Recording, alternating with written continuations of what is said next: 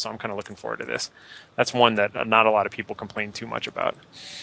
Absolutely, and we see that they're spawning at cross positions, so Zerg really has nothing to complain about here. I know I've seen Jmodo some past tournaments. I think I've seen him get up to round of 16 or round of 8, so definitely very, very strong player. Weeprab, what a funny name. I've never seen play before. But a Protoss versus Zerg is really, really dynamic matchup. I mean, we know that the early game it can have a lot of different openings for Protoss. Not so many for Zerg. I mean, Zerg always sort of wants to fast expand. Yep. But I know one strategy that's been borrowed from Korean servers is trying to go for a bit of a cannon rush at the front. You block off that ramp, and you sort of prevent the Zerg from fast expanding. And you can either do something like a 4-gate and really pile on the hurt, because one-base Protoss versus Zerg is not really a fair fight. Or you can tech up and try to expand yourself. Yeah, that's a definite strategy that pisses a lot of people off. Although the higher level Zerg players you're starting to see have just a very formulaic response to being cannoned in, which is just to quickly baneling bust out of their own base and then flood the other guy's base with lings. And so it's Zerg is starting to see that they have got a good response to that. But already we see Jmodo going up. He's at 13 now. I'm curious to see if he's going to go for a 14 hatch or not. The only thing I'm kind of let down by is it took him quite a while to move his initial overlords. You can see that his very first overlord is only halfway between the base and next to him. He just kind of forgot to move that. Where meanwhile we do see the normal kind of gateway opening from Weeprab. So looks pretty standard, and oddly enough going spawning pool first and then extractor, which is not very popular for Zergs these days. Most Zergs tend to get the extractor right on 14 and then get the spawning pool, but we'll see where that's going to go. Absolutely, and another thing I'd like to note is that the Protoss player actually didn't send his probe too far to the right side so they could see if an overlord was looking over his base. He would have saved himself a lot of scouting time, because I think he actually sent out 2 probes to scout. So going to cut into his early game economy a little bit. Not a big deal, but we do see that he is already getting out of Zealot after that 10 or 11 gate while that drone nips away at that pylon. So I'm not really sure if he needs to get out of Zealot, all that early. He sees that the Zerg player is probably just going to go for a fast expansion, but I guess better safe than sorry. Scouting around, you're going to see that the pool is already up and the queen is on its way out. And what I'd really like the Zerg to do is just fast expand. I mean, he knows that the Protoss is not anywhere near. The Protoss himself, he has a drone in the base, so he sees that the Protoss player is saving up his chrono boost for possibly a 4-gate push. So he knows nothing too early is coming, so he should try to get as many drones out as possible and get out enough units or tech to deal with the eventual 4-gate. I really want to see this metabolic boost. Come on, let's get the Zergling speed upgrade. Go, go, go. He's got enough for it, but I think he's just kind of forgetting which buttons to press when. He just, oh, no, he's going right for the roaches. Again, if anyone who's heard me cast before, I always strongly castigate any Zerg players who don't get Zergling speed. Even if you're going roaches, you always want Zergling speed. It's such a good upgrade. But already we see the Cybernetics core and second gateway. Second gateway coming out a little early for a Cyber core, but, not bad. And going right into Warp Gate tech. Yeah, and it now looks like Jmodo. There goes. It looks like Jmodo has answered your prayers, because he is getting thank God. Speedling research. Thank God. All right, he's back in the will for now. That's good.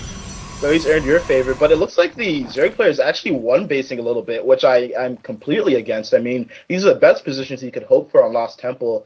He has really no reason to, and Weeprab, on top of that, is getting supply blocked right now as he tries to get out 2 additional Stalkers and get out that chrono boost. He needs a chrono boost at research.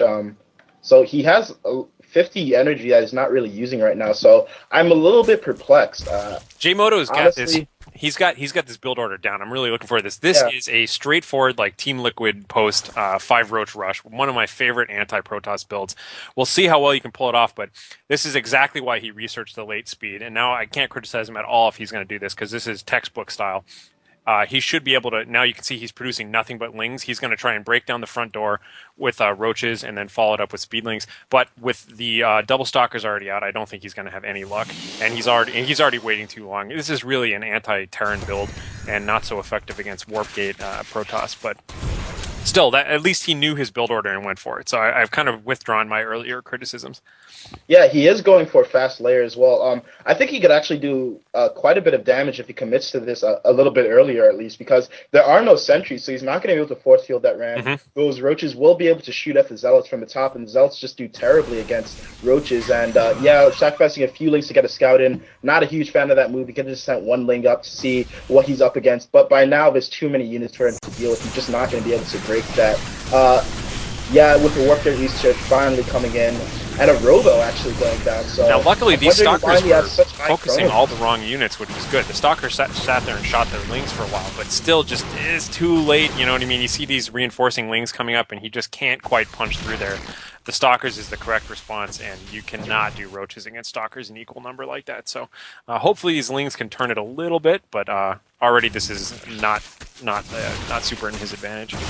Yes, and this is very much an all-in play from our Zerg player. I mean, he already has the layer up, but he doesn't even have his second gas. He's lost so many units compared to the Protoss when we consider that the Protoss is playing fairly conservatively. So even though he has 80 energy and he's not chrono boosting, I think he'll be just fine as long as he's able to hold off this all-in. I'm not really That's sure what the Zerg player is hoping to do, and we see a Warp Prism actually coming out. So it looks like the Protoss player is actually going in for a drop, which I'm a big fan of. Warp Prism is actually my favorite unit. I use it almost every game, every matchup, just because it's so versatile. It's a little bit of a glass cannon, just because you can kill it so quickly, but once you get enough warp, it can completely decimate a mineral line. And finally, we see that expansion going up at 40 food for the Zerg player.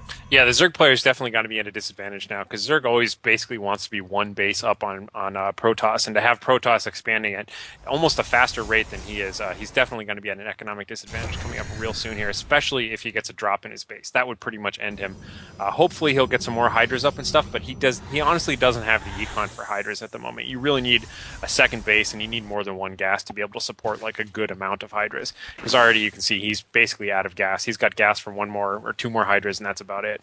He really needs a second econ at this point. So I got to tip the favor towards Protoss at the moment in terms of he's got the advantage. Look at that War Prism too. He's got a lot of harass potential there. Yeah, absolutely. And we see that the Protoss player is still, he has an observer sitting at his base, and he has his Nexus about to hit 100 energy. So a little bit all over the place, and I'm not really sure if this is the greatest angle to be approaching with your War Prism.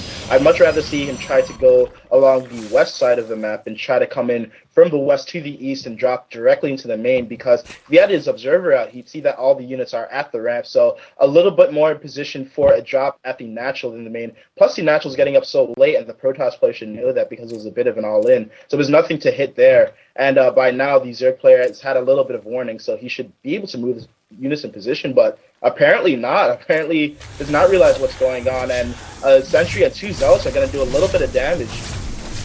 Yeah, that's a strange drop choice, especially if he's going to go after the Queen right away. A Sentry and two Zealots doesn't strike me as like a crack strike force. I mean, I thought he might try something cute, like wall himself into a mineral line a little bit, but he ended up just kind of wounding a Queen and running off. So I would have rather seen four stalkers or something like that rather than that particular unit choice. But whatever. Yeah, and I do like that he hasn't left. Some players, after a failed drop, can just run the Warp Prism all the way home with his tail between his legs. I like that he is getting a little bit of a scout off, is allowing himself to get in position for another drop if necessary, but this is just this is a bizarre location for a drop. I mean, he saw the Hydras. He might end up losing this Warp Prism. Ooh, barely got away. Yeah.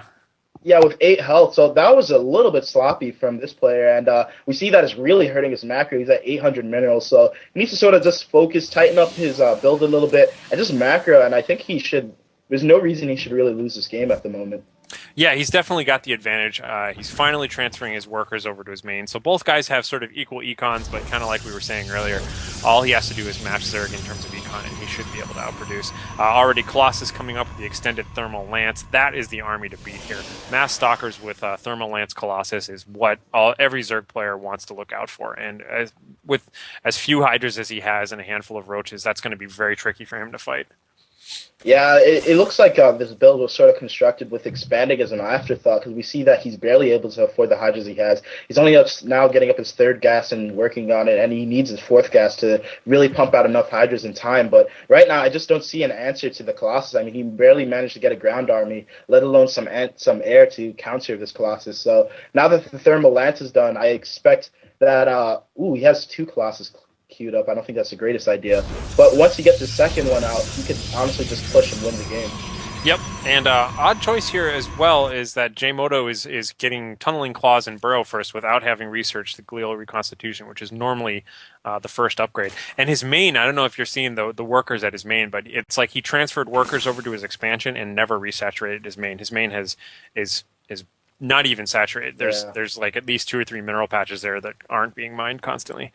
So Yeah, and he's if we look at his hotkeys, he's not really making much use of them at all. I mean, we have a single hotkey, and that's his Nexus, which he's not really making probes from. But I do like, I mean, it's a little cute. I'd rather him focus on macro, but he is sending his Warp Prism now from the west side. I really, really like this move. It's a side that there's no creep, and he has a Sentry in there, which must have like 200 energy by now. So he can just warp in a few units and send them into the mineral line, distract the Zerg a bit, and hopefully start executing his push across the map. And those roaches demonstrating that they have barrel, that's very, very cool. But yeah, right he's now, pretty I mean, strong all he has to supply do is block too. push. He's at 100 with 800 minerals. This is Weeprab I'm talking about here. So he's definitely got to get on top of that because he could be flooding that base right now with Zealots, but he just doesn't have the supply for it. Yeah, and he does have double Robo. So intense. And it looks like the Zerg player is not going to be prepared for any kind of push that's taken, honestly, within the next 30 seconds. But what is he doing with his Zealot? Why would he send it?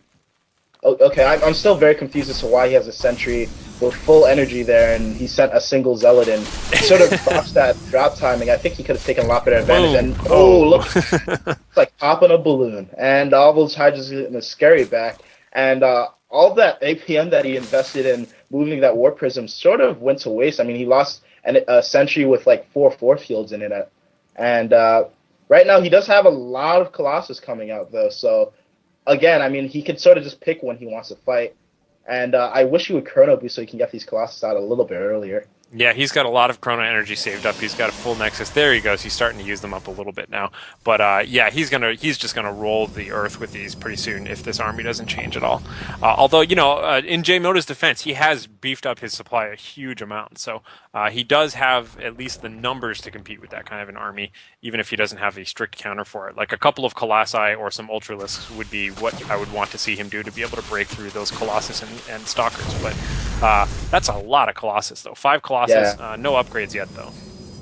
Yeah, and it is worth noting that the Observer, I'm not really sure where it is, but it's not with the army. Okay, there we go. It's in front of the base. So he's going to be okay against Burrow Micro, but I was about to point out that if he forgets to bring his Observer when he does that attack, he's not going to be able to see Burrow Roaches, but he is engaging at a very advantageous position for him. Those Roaches are trying to get past, but of course the Observer is going to sight them all. Oh. And look at how quickly I hate seeing I'm a Zerg player for anyone who doesn't know, so I'm a total Zerg sympathizer, but my god, I hate seeing Colossus just do that. I mean, that is the army to beat. If you're at this stage of the game with as a Zerg player, even if you haven't scouted, know you need to be able to counter Stalker Colossus. You need to have an army against that. And he just doesn't have the numbers. Those Colossus are just going to gut them before they have a chance. So I think this is going to be the end of the push here. Yeah, and he has an Observer, so he's going to be able to kill off creep end units and that Changeling trying to get in the fray. But I don't think you really need the Spy to know that you're kind of getting ruined right now. But yeah, it looks like all he has is a handful of Hydras, which are going to get cleaned up so quickly. Look at that. Oh my god, is barbecue delicious. And yeah, with that, I expect a GG very, very shortly, because if we look at this Spy, it's pretty much all drones right now. He doesn't really have anything beyond that. Yeah, so, Weeprab has about 100 supply advantage on him at the moment. And there's the GG, yeah. So Weeprab moving on to the round of 16.